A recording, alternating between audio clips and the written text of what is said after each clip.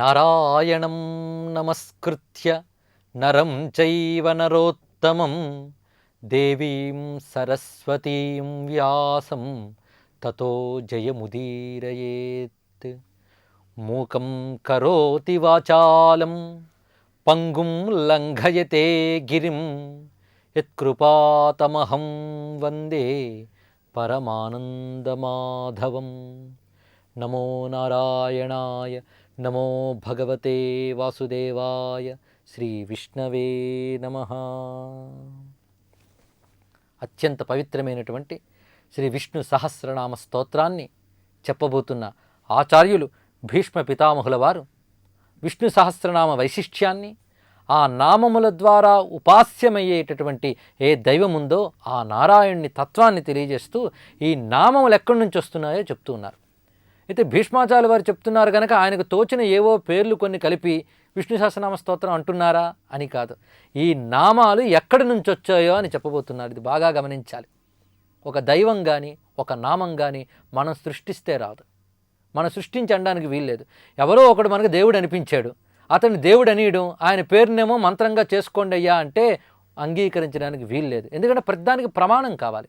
ప్రమాణం లేనప్పుడు ఎవడికి తోచిన వాడు వాడే దేవుడైనప్పుడు మనకి సృష్టి నిండా దేవుళ్ళే ఉంటారు.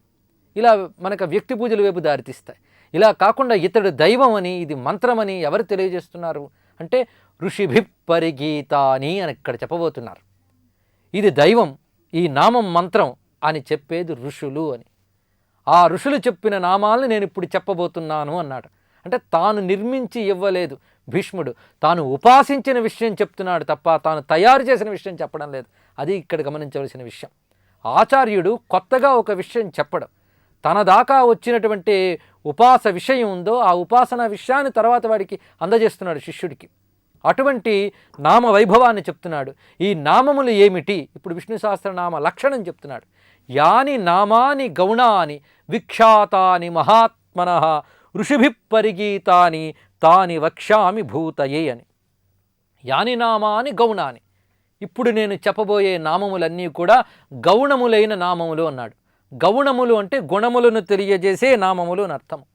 గుణములను తెలియజేస్తున్నాయి అంటే గుణ సంబంధీని గుణయోగాత్ ప్రవృత్తాని అన్నాడు. గుణములు తెలియజేసే నామములు అంటే సృష్టిలో ఒక్కొక్కరికి ఒక్కొక్క పేరు ఉంటుంది, అది వాడు గుణాన్ని తెలియజేసే పేరు కాకపోవచ్చు. మన లోకంలో మనం చూస్తున్నవన్నీ వ్యవహార నామాలు, గౌణనామములు కావు. గౌణనామం వేరు, వ్యవహార నామం వేరు. ఒకడి పేరు మన్మథుడు అని ఉంటుంది, కానీ వాడిని చూస్తే సర్వవికారాలతోనూ ఉంటాడు, అప్పుడు అది గౌణనామం కాదు. అలాగే ఫలానా వాడి పేరు ధర్మరాజు అంటే ఎక్కడున్నాడంటే జైల్లో ఉన్నాడంటారు వాడు, అంటే వాడి నామం అక్కడ గౌణనామం కాలే. అంటే అతడి లక్షణాన్ని తెలియజేసేటువంటి వాచకమేదో అది గౌణనామం అవుతుంది. అంటే ఇప్పుడు ఇందులో చెప్పబడ్డ ప్రతి నామము కూడా గౌణ అని, అంటే విష్ణువు యొక్క లక్షణాన్ని తెలియజేస్తుంటుంది ఒక్కొక్క పేరు అని. యాని నామాని గౌణ అని ఆయన గుణములను తెలియజేస్తుంది. ఏమిటయ్యా ఆయన గుణములు? అవి విష్ణు అనంతములై ఉన్నటువంటివి. అనంత కళ్యాణ గుణాభిరామ అన్నారు. అనంతములైన మంగళకరమైన గుణములతో ప్రకాశిస్తున్న స్వామి మా స్వామి నారాయణుడు. ఆయన యొక్క ఒక్కొక్క పేరు చెప్తున్నాడు గౌణాని. అవి ఎక్కడివి? ఏదో కొత్త పేర్లు తయారు చేస్తున్నాడా? కాదయ్యా, విఖ్యాత అని.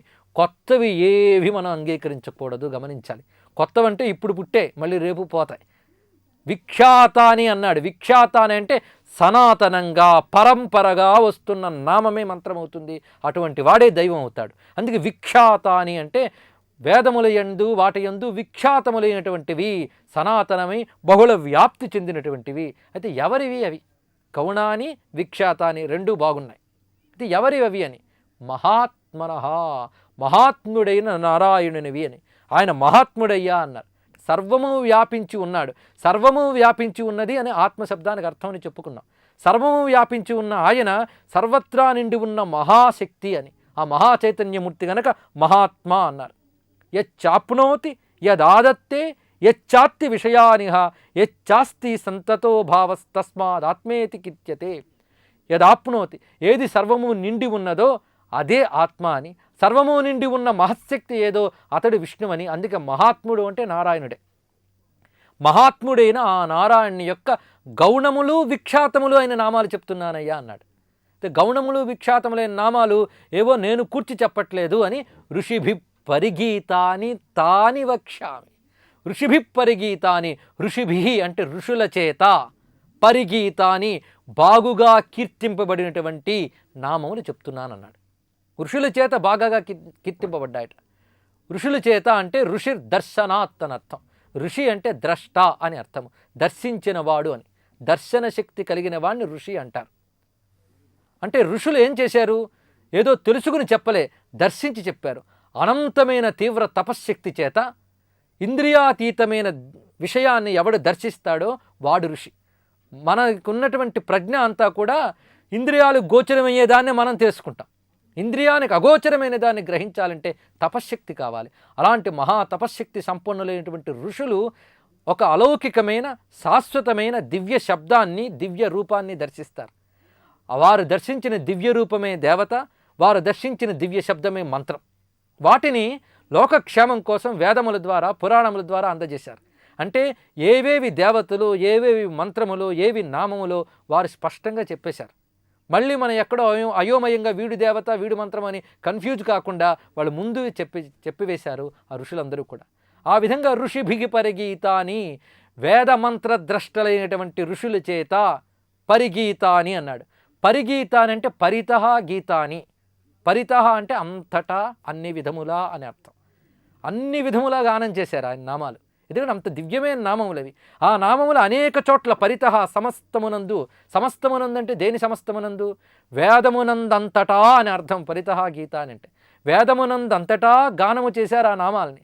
అలా వేదమునందు ఋషుల చేత గానము చేయబడ్డవి. అంటే ఋషులు దర్శించిన నామములు ఏవైతే ఉన్నాయో అంటే వేదాలేనా అని అర్థం కాదు. అక్కడ పురాణములు, ఇతిహాసాలు, స్మృతులు, ఇతర శాస్త్రములు వీటి యందు కూడా అని అర్థం. అంటే వేదములు మొదలుకుని పురాణ, ఇతిహాస, ఇతర శాస్త్రములందు కూడా ఋషుల చేత ఏ నామములు గానము చేయబడ్డాయో అని.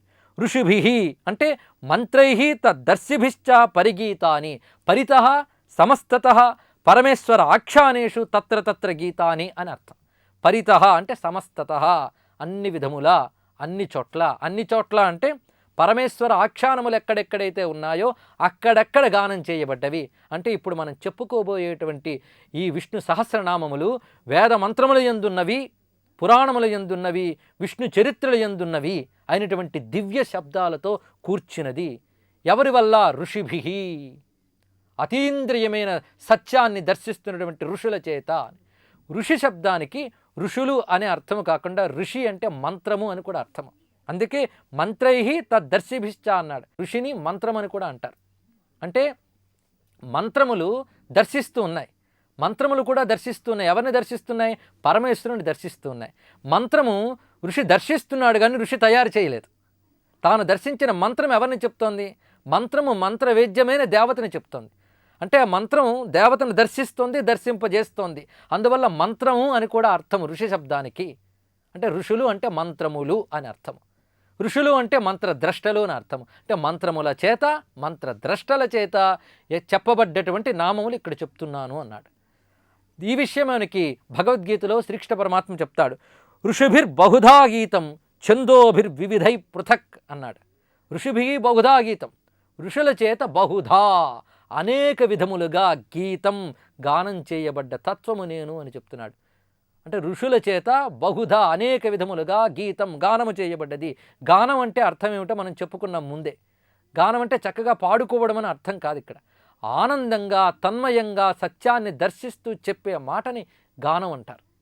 అలాంటి గానం ఏదైతే ఉందో అదే నామం, పరమేశ్వర నామం. ఋషిభిర్బహుధా గీతం, ఆ ఋషుల చేత బహువిధములుగా గానము చేయబడ్డవి అని. ఛందోభిర్వివిధై పృథక్ అని మళ్ళీ వెంటనే చెప్పాడు. ఛందములు, ఛందములు అంటే వేదమంత్రములు. వేదమంత్రములు నడిచేటటువంటి లయ ఏదైతే ఉందో దాన్ని ఛందం అంటారు, మీటర్ అని. ఈ మీటర్ వేద ఛందం చాలా విశేషమైనది, విస్తృతమైనది. ఆ వేద ఛందముల ద్వారా ఇవి తెలియబడుతున్నాయి. ఋషులు ఆ ఛందముల్లో మనకు గానం చేశారు. ఋషులు అంటే మంత్రములు. ఈ మంత్రములు ఆ ఛందముల ద్వారా తెలియజేస్తున్న నామములు.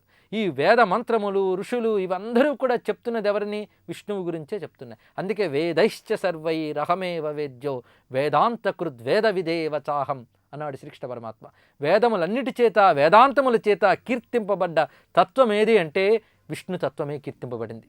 ఆ విధంగా ఋషిభి పరిగీతాని, వేద మంత్రముల యందు ఏవైతే ఉన్నాయో విష్ణునామములు, ఆ విష్ణునామములే ఇందులో కనబడతాయి. అంటే ఋగ్వేదం మొదలుగున అథర్వణ వేదం వరకు ఉన్న చతుర్వేద సంపుటి, తర్వాత పురాణములు. వేదములో ఏది చెప్పిందో పురాణం అదే చెప్తుంది. మనం కొన్నిసార్లు చూస్తూ ఇది పురాణంలో చెప్పబడింది కానీ వేదంలో చెప్పబడలేదు కానీ ఇది కాదు అంటాం. వేదం ఎంతుందో మనకేం తెలుసు? అనంత వేదంలో కొంత వేదాన్ని తీసుకుని వ్యాసుల వారు అందించారు.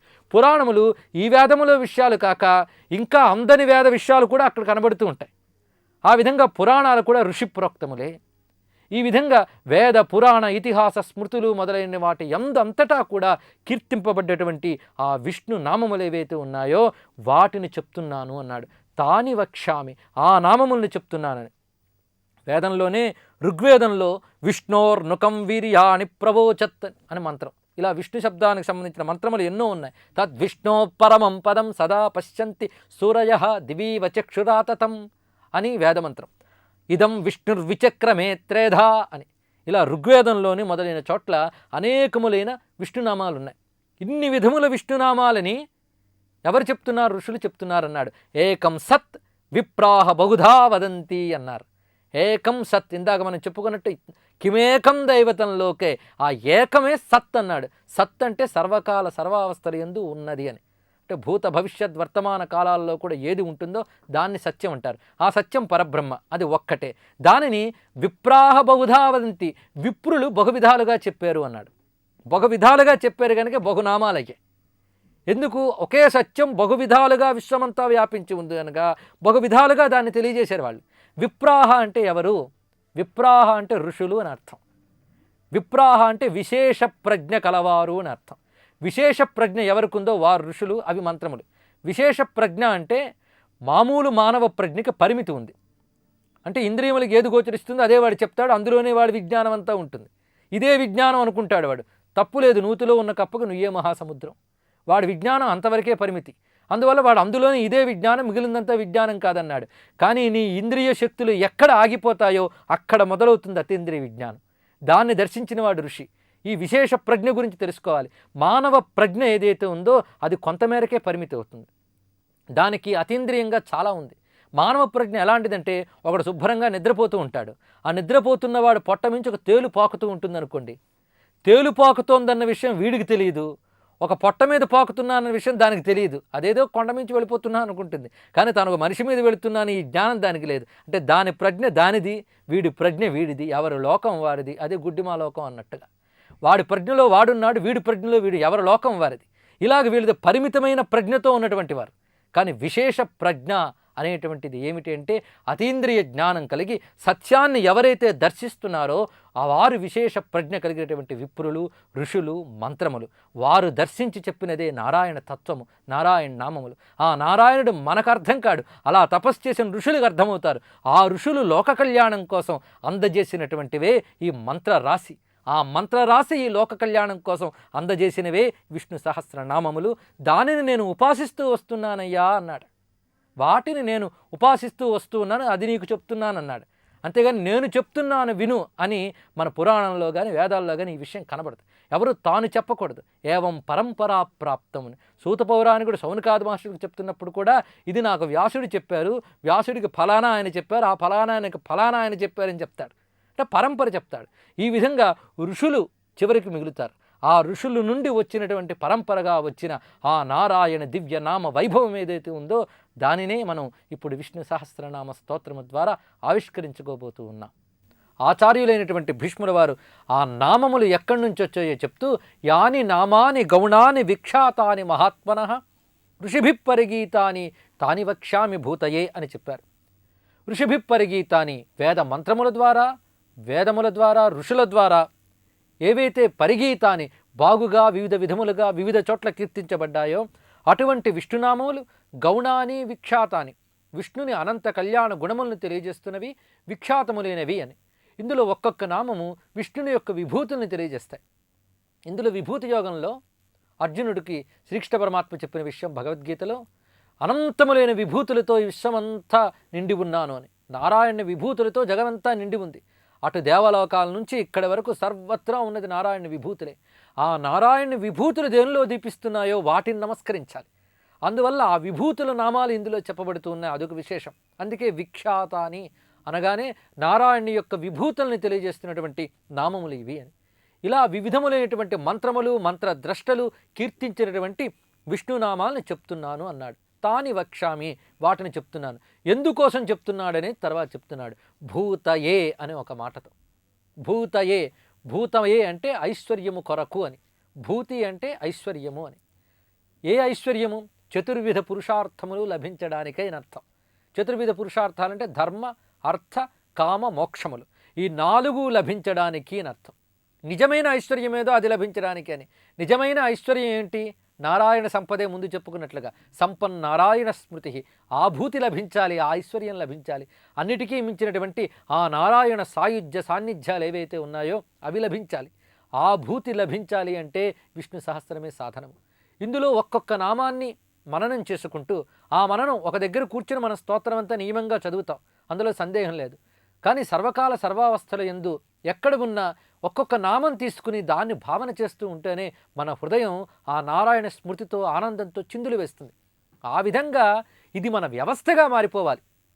విష్ణు సహస్రనామ పారాయణం అనేది ఏదో గంట సేపో అరగంట సేపో చేసే పనిగా కాక మన వ్యవస్థగా మారిపోవాలి. మన టోటల్ సిస్టమ్ అది అయిపోవాలి. అప్పుడే నిజమైన పారాయణం అవుతుంది.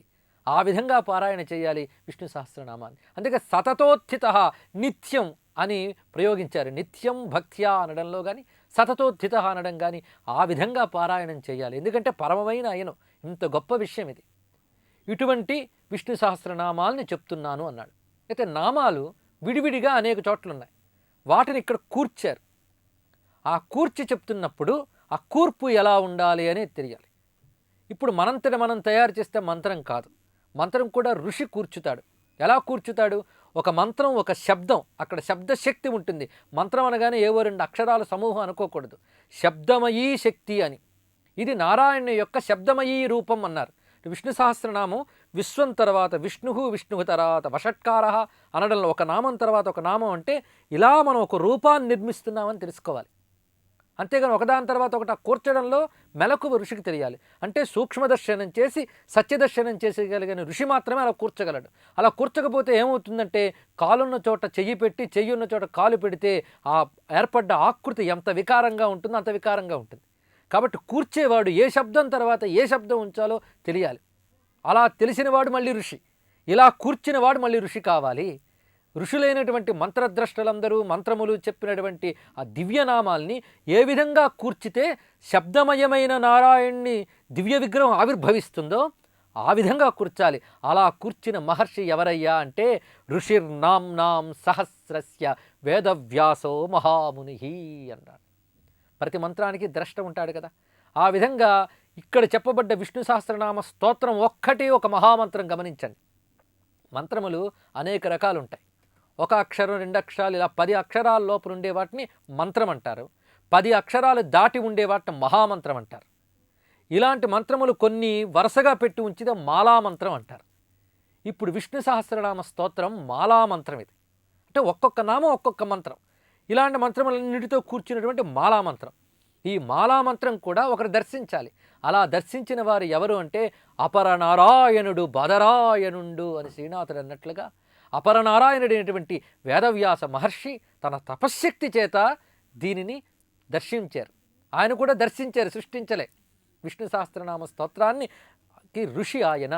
ఎప్పుడైనా ఒక మంత్రం కానీ చెప్పేటప్పుడు మనం గురువుని ముందు నమస్కరిస్తాం, తర్వాత ఋషిని నమస్కరిస్తాం, దేవతను నమస్కరిస్తాం, అందులో ఉన్నటువంటి బీజము కీలకము హృదయము మొదలైన వాటిని నమస్కరిస్తాం. అంటే మంత్రం అనగానే ఇన్ని ఉంటాయి, బాగా గమనించాలి. ఏవో 4 శబ్దాలు ఎక్కడ పెడితే అక్కడ దొరికే కనుక తెచ్చేసుకుందాం అంటే కుదరదు. ఆ మంత్రానికి కృతజ్ఞత ప్రకటించాలి మనం. ఆ మంత్రం మన దాకా రావడానికి కారణమైన వారందరినీ నమస్కరించాలి. అందుకే మన వేద పురాణాల్లో కూడా ఏ మంత్రము సూటిగా చెప్పరు. అది ఎవరి నుంచి వచ్చిందో ఎలా వచ్చిందో చెప్తారు. అంటే ఆ వచ్చినవాడు చెప్పినవాడు ఎటువంటి వాడు అది కూడా తెలియాలి. అందుకే ఈ విష్ణు సహస్రనామానికి ముందు మనం ఎంత ఉపోద్ఘాతం చెప్పుకున్నామంటే వేదవ్యాసుడు వంటి మహర్షి సాన్నిధ్యంలో దేవత అయిన కృష్ణుడు ఉండగా భీష్మ పితామహుడు అటువంటి సచ్చరిత్ర కలిగిన మహాత్ముడు, సుచరిత్ర కలిగినటువంటి సచ్చీలుడైనటువంటి ధార్మికుడైన ధర్మరాజుకు చెప్తున్నాడంటే అటువంటి సన్నివేశంలో ఇటువంటి వ్యక్తుల ద్వారా మన దాకా వచ్చింది. అందువల్ల కృతజ్ఞతలు ఎవరికి ప్రకటించాలి? గురువుకి ముందు ప్రకటించాలి, తర్వాత ఋషికి ప్రకటించాలి, తర్వాత మంత్ర అధిదేవతకు నమస్కరించాలి. ఆ మంత్రంలో ఉన్న అంశాలు కొన్ని ఉంటాయి. ఇవన్నిటికీ నమస్కరించాలి. అందుకే మంత్ర దేవతని, ఋషిని, హృదయాన్ని, కీలకాన్ని తెలియకుండా జపిస్తే ఆ మంత్రం ఉపదేశించిన వాడికి, జపించిన వాడికి కూడా పాపం వస్తుందన్నారు.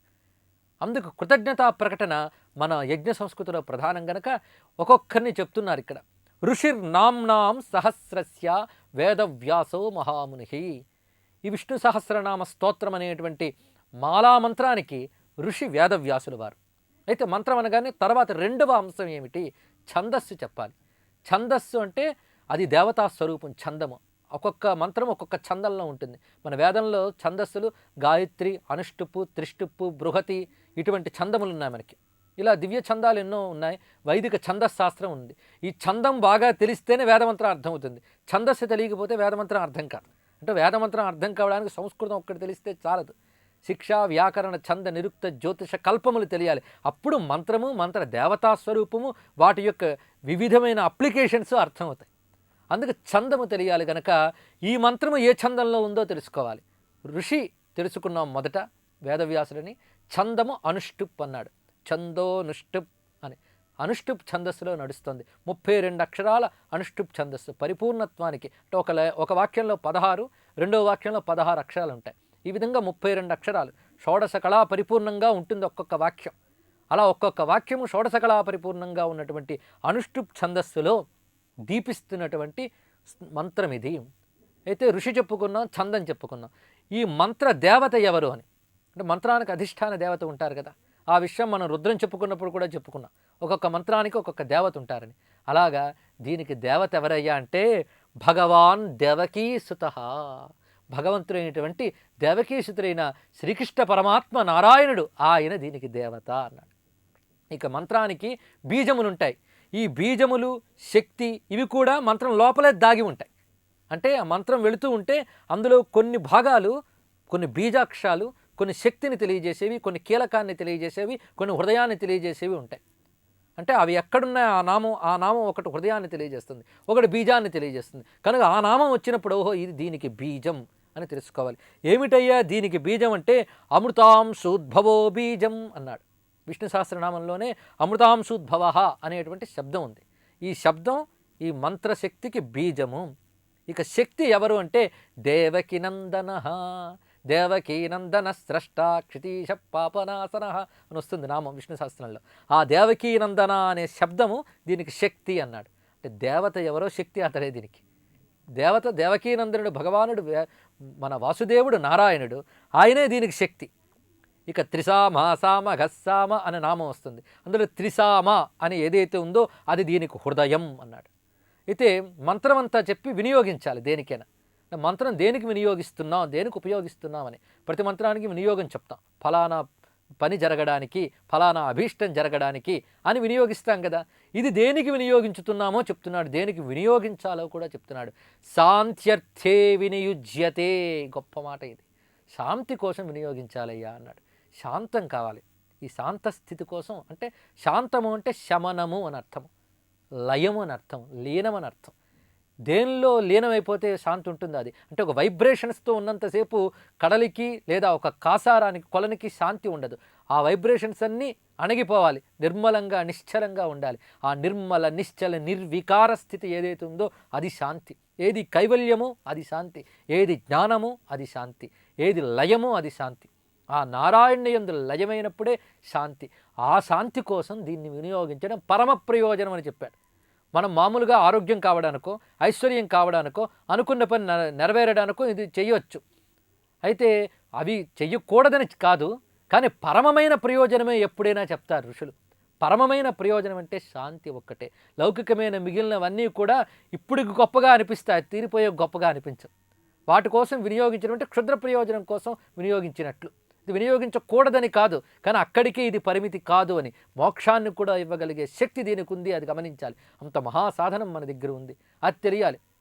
అంతేగాని ఒక చలమంలో మనం ఉంటాం. చలమలంటే నదీ జలం దొరకనప్పుడు వాటి దగ్గర మనం తవ్వుకునేటువంటి చిన్న చిన్న గుంటలు, వాటిలో నీళ్లు చూసుకుని ఇదే గొప్పది అనుకుంటాం. కానీ ఒక మహానది ప్రవహించింది అనుకోండి, ఈ చలమలు ఎంతసేపు. కానీ ఈ చలమంలోనూ నీరుంది, మహానదిలోని నీరుంది కనుక రెండూ ఒక్కటే అంటే అదొక అజ్ఞానం. అందులో అఖండమైన ఆనంద ప్రవాహం ఉంది. ఆ అఖండానంద ప్రభావమే నారాయణ జ్ఞానం, విష్ణు జ్ఞానం. ఆ జ్ఞానమే శాంతి. అది తెలియాలి. ఆ శాంతి కోసం వినియోగించాలి దీన్ని. విష్ణు జ్ఞానం కోసం, విష్ణు భక్తి కోసం, విష్ణువులో తన్మయం చెందడానికి దీన్ని వినియోగించాలి. విష్ణువులో తన్మయం చెందడమే శాంతి అని. శాంత్యర్థే వినియుజ్యతే. ఆ శాంతి కోసం వినియోగించాలి. ఈ విధంగా ఋషి అయిన వేదవ్యాసునకు, ఛందమైన అనుష్టుప్ ఛందస్సుకు, దైవమైనటువంటి దేవకీస్తుడైన నారాయణుడైన శ్రీకృష్ణ పరమాత్మకు, బీజమైన అమృతాంశోద్భవ అనేటువంటి శబ్దానికి, శక్తి అయిన దేవకీనందనునికి, ఈ మంత్రమూర్తికి హృదయమైన త్రిసామ అనే నామమునకు, దీనికి వినియోగింపబడేటువంటి ఫలమైన శాంతికి నమస్కరించి ప్రారంభించాలి అని. ఇలాగా నామాన్ని మనం వినియోగించుకోవాలి. ఈ విధంగా సిద్ధమై మనం విష్ణుం జిష్ణుం మహావిష్ణుం ప్రభవిష్ణుం మహేశ్వరం అనేక రూప దైత్యాంతం నమామి పురుషోత్తమం అని నామాలు మొదలుపెట్టే ముందు ఒక్కసారి స్వామిని దండం పెట్టారు. ఎవరినయ్యా నమస్కరిస్తున్నామంటే ఇందులో ప్రతిపాదింపబడే తత్వం విష్ణువని. జిష్ణుం అంటే జయశీలుడు అని అర్థం. సమస్తమును జయించేవాడు. సమస్తాన్ని జయించాలి అంటే తాను కాని దాన్ని తాను జయించాలి. అంటే విష్ణువుకి భిన్నంగా మనకేం కనబడకూడదు. సర్వం విష్ణుమయం కావాలి. అంటే అంతా ఆయనే ఆక్రమించి ఉండాలి అని. విష్ణుం జిష్ణుం మహావిష్ణు, అంతా ఆయనే ఆక్రమించితే ఇంకేం కనబడ్డాడు? అంతా ఉన్న మహత్తంతా ఆయనే కనబడుతున్నాడు. ఇప్పుడు మహావిష్ణువు అయ్యాడు. అంతా ఆయనే ఉన్నప్పుడు ఎక్కడి కావాలంటే అక్కడే ఆవిర్భవిస్తాడు, ప్రభవిస్తాడు. ప్రభవిష్ణుం, ఆయనే మహేశ్వరం, సర్వశాసకుడు అయినటువంటి వాడు. అనేక రూప దైత్యాంతం, అనేక రూపములతో ఉన్న దైత్యుల్ని నశింపజేస్తాడు.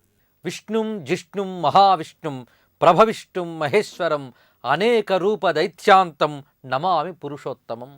పురుషోత్తముడైన నారాయణ్ణి అనేక రూప దైత్యాంతం అనే మాట వేశారు ఇక్కడ. నారాయణుడి గొప్ప పేరు ఏమిటి అంటే అసురారి అని పేరు. అంటే రాక్షసులకు శత్రువు, రాక్షస సంహారకుడు ఆయన. ఇది చాలా ప్రధానమైనది. రాక్షసులు అంటే రాక్షస గుణాలు.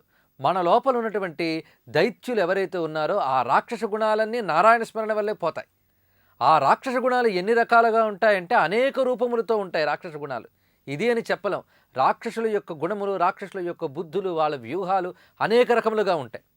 ఎన్ని రకములుగా దైత్యులు వేషాలు వేసినా అన్ని రకములుగా వారిని హింసించి నాశనం చేయగలిగే శక్తి విష్ణువుకుంది. అందుకే రావణుడు ఎన్ని విచిత్ర వరాలు కోరుకున్నా, హిరణ్యకశిపుడు అటువైపు ఎన్ని చిత్ర విచిత్ర వరాలు కోరుకున్నా, ఎన్ని రూపాలు ధరించినా అన్ని రూపాల్లోనూ వాళ్ళని నాశనం చేయగలిగినటువంటి పరాక్రమవంతుడు, రాక్షస సంహారకుడు నారాయణుడు.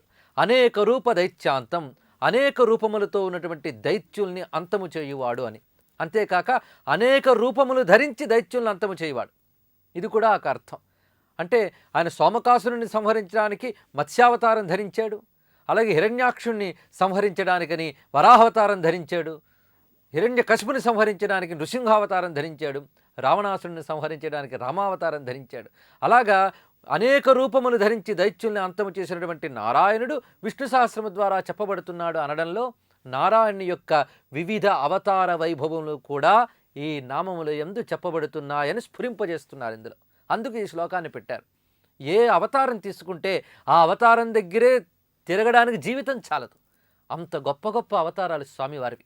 ఆ దశావతారాల్లో గొప్ప గొప్ప అవతారములు, గొప్ప గొప్ప లీలలు, గొప్ప చరిత్ర.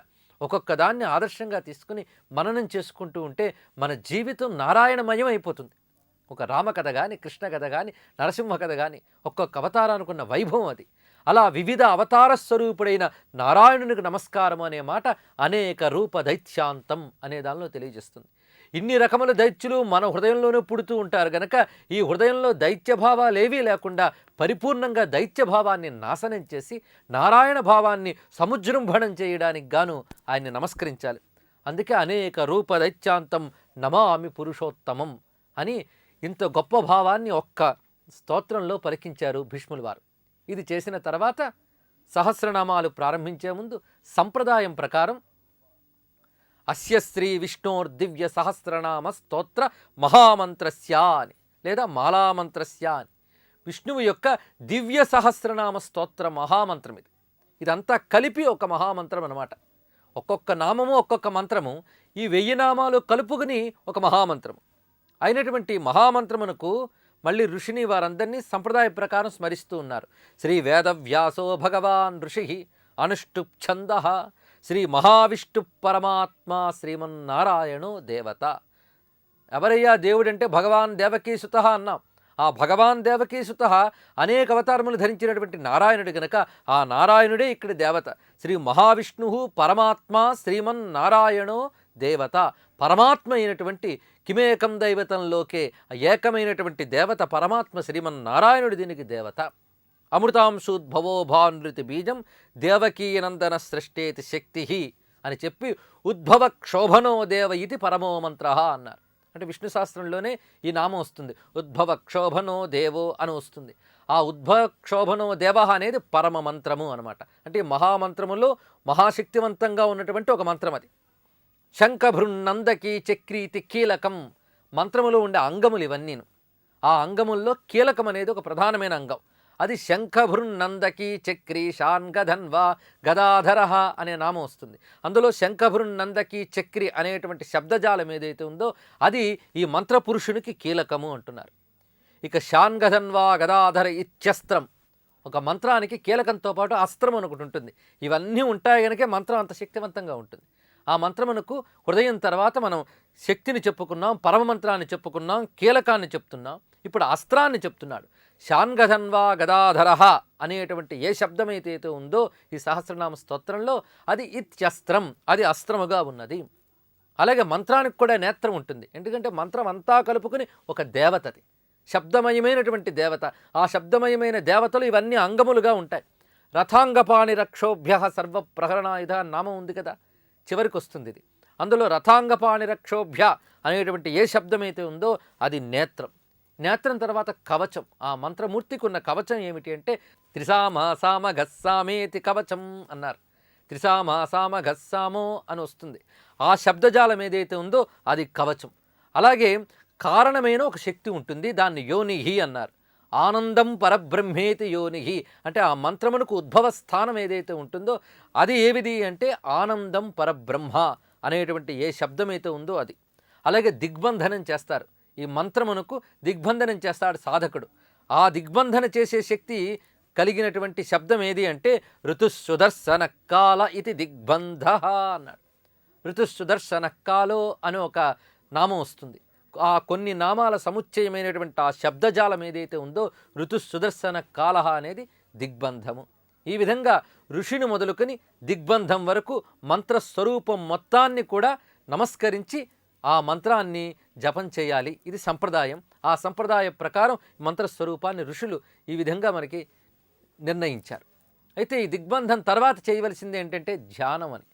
అంటే ఆ మంత్రం కానీ స్తోత్రం కానీ చేసే ముందు ఆ మంత్రము ద్వారా తెలియబడేటువంటి ఏ పరమేశ్వరుడు ఉన్నాడో ఆ పరమేశ్వరుని యొక్క సగుణ సాకార దివ్యమంగళ విగ్రహాన్ని ధ్యానం చేయాలి. ధ్యానం అంటే బుద్ధిని దాని యందు ఏకాగ్రంగా నిలిపి ఉంచాలి.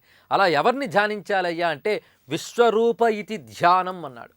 విశ్వరూపమే ధ్యానము. ఇది దేనికి వినియోగించాలి? శాంతి కోసం వినియోగించాలి అని చెప్పుకున్నాం. శాంత్యర్థే వినియుజ్యతే అని. ఎప్పుడు శాంతి లభిస్తుంది అంటే మహావిష్ణువు సేవలో వినియోగించబడ్డప్పుడే దానికి శాంతి లభిస్తుంది. అందుకే శ్రీ మహావిష్ణు ప్రీత్యర్థే సహస్రనామ జపే వినియోగ. మహావిష్ణువు ప్రీతి కోసమై సహస్రనామ జపం వినియోగించాలి. చాలు, ఆయనొక్కడు ప్రీతి చెందితే సమస్తము ప్రీతి చెందుతాయి. ప్రత్యేకించి ఏం కోరుకోనక్కర్లేదు. మనం ఏదైనా ఒక ఫలాన్ని ఫలానా ఫలం కోసం కోరుకుని చేస్తున్నాం ధారపోయడం కన్నా అది కృష్ణార్పణము అని చెప్పి నారాయణకి అర్పిస్తే చాలు, అది దివ్య ఫలమే వస్తుంది మనకి.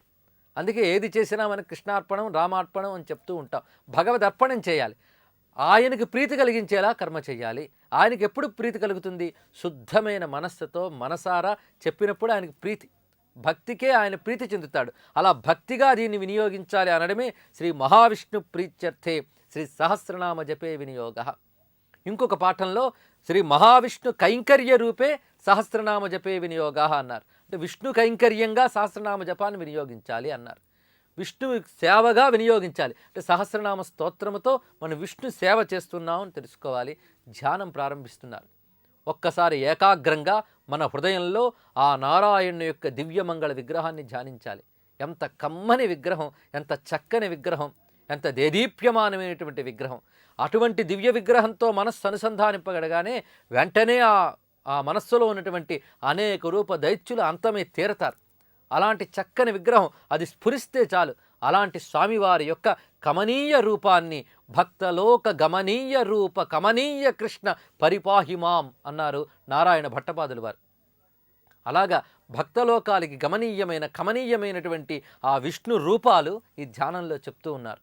ఆ రూపము క్షీరోదన్వత్ ప్రదేశే శుచిమణి విలసత్సైకతే మౌక్తికానాం మాలాక్లుప్తాసనస్థ స్ఫటికమణినిభైర్మౌక్తికైర్మండితాంగ శుభ్రైరభ్రైరదభ్రైః ఉపరి విరచితైః ముక్త పీయూషవర్షైః ఆనందీన పునీయాత్ అరినలిన గదా శంఖపాడిర్ముకుందః అనేది ధ్యాన శ్లోకాల్లో ప్రథమ శ్లోకం. క్షీరోదన్వత్ ప్రదేశే శుచమణి విలసత్ సైకతే అన్నారు. ఎక్కడున్నాడయ్యా స్వామి అంటే క్షీరసాగర సముద్ర తీరంలో ఉన్నాడు. అది క్షీరసాగరం. ఎక్కడున్నాడయ్యా స్వామి అంటే క్షీరసాగర తీరంలో ఉన్నాడు. ఆ క్షీరసాగర తీరంలో ఏమున్నది? ఇసుక నేల ఉన్నది. అదే సైకతం అంటే. ఎటువంటి ఇసుక? మామూలుగా మనం చూస్తున్న ఉప్పు నీటి సముద్రం దగ్గర ఏర్పడ్డ ఇసుక కాదు, పాల సముద్రం దగ్గర ఏర్పడ్డ ఇసుక. ఆ ఇసుక శుచిమణి విలసత్ సైకతే, మంచి ప్రకాశంగా ఉన్నటువంటి మణులతో ఉన్నటువంటి ఇసుకట. ఆ ఇసుక ప్రాంతంలో అంటే ఆ క్షీరసాగర తీరంలో ఆయన కూర్చునున్నాడు. దేని మీద కూర్చున్నాడంటే మౌక్తికానాం మాలాక్లుప్తాసనస్థ. మౌక్తికానాం అంటే ముత్యాలతో చేసినటువంటి మాలలతో అలంకరింపబడ్డ ఆసనం. ముత్యాలతో చేసిన మాలలతో అలంకరింపబడ్డ ఆసనంపై కూర్చున్నాడు. మౌక్తికానాం మాలాక్లుప్తాసనస్థ. ఆ కూర్చున్నవాడు ఎలా ఉన్నాడు అంటే స్ఫటిక మణినిభైర్మౌక్తికైర్మండితాంగ. స్ఫటిక మణినిభై, స్ఫటికముల వలె ప్రకాశిస్తున్నటువంటి ముత్యముల్ని మాలలుగా అలంకరించుకున్న శరీరాంగములతో భాషిస్తూ ఉన్నాడు. అంటే ప్రతి అంగానికి, శరీరాంగాలకి ముత్యాల మాలలు ధరించాడు. ఆ ముత్యాల మాలలు ఏమిటి? తాను కూర్చున్న సింహాసనానికి ఏర్పడ్డ ముత్యములు ఒక విధంగా ఉన్నాయి. తాను ధరించిన ముత్యములు స్ఫటికముల వలె స్వచ్ఛంగా ప్రకాశిస్తున్న ముత్యముల్ని ధరించి ఉన్నాడు ఆయన. ఇవి శరీరంలో ధరించి ఉన్నాడు. ఆ ధరించి ఉన్న స్వామి అక్కడ క్షీరసాగర తీరంలో ఉన్నాడు కదా. ఆ పైన ఆకాశంలో మబ్బులు పట్టున్నాయట. ఈ భూగతమైన ఆకాశం వేరు, వైకుంఠంలో ఉన్న ఆకాశం వేరు. అక్కడ పట్టిన మబ్బులు ఎలా ఉన్నాయంటే శుభ్రైరభ్రైరదభ్రైరుపరి విరచితై ముక్త పీయూషవర్షై. అక్కడ ఉన్న ఆకాశంలో ఉన్న స్పష్టత అత్యంత శుభ్రంగా ఉంది. ఆ శుభ్రమైన ఆకాశంలో శుద్ధమైన మేఘాలు వచ్చాయి. ఈ శుద్ధమైన మేఘాల నుంచి ఏమిటి కురుస్తోందయ్యా అంటే ముక్త పీయూషవర్షై, అమృత వర్షం కురుస్తోందిట. ఆ మబ్బులు అమృతపు మబ్బులు, అమృత మేఘాలవి. ఆ అమృత మేఘాల నుంచి అమృత ధారలు కురుస్తూ ఉన్నాయి. అమృత ధారలు కురుస్తూ ఉంటే ఆనందేన పునీయాదరినెల్న గదా శంఖపాణిర్ముకుంద.